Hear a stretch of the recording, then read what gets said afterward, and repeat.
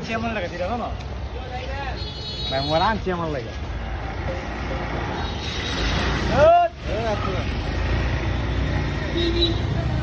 বসে কেন বাজি ধরে রাখো তাই না কত দাও ধরে রাখো তোমার তোমার কি এরাই দাওয়াতি?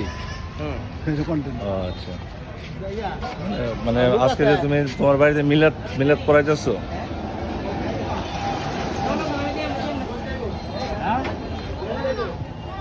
কিছুক্ষণ আগে দেখলাম আশরাফুল অনেকগুলো খুদে মৌলবি পাঠাইছে। কোথায় পাঠাইছে জুবাইর?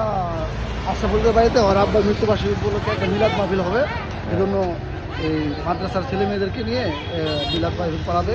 তার ছেলেও এখানে পড়াশোনা করে, এই জন্য হুজুরও যাবে, সবাই মিলে এখানে মিলাদ মাহফিল পড়াবে নামাজের পরে আর কি, জুম্মার নামাজের পরে তাদের বাড়িতে হবে। এই জন্য হুজুরদেরকে আসলে উপলক্ষটা কি? তার আব্বার মৃত্যুবার্ষিকী।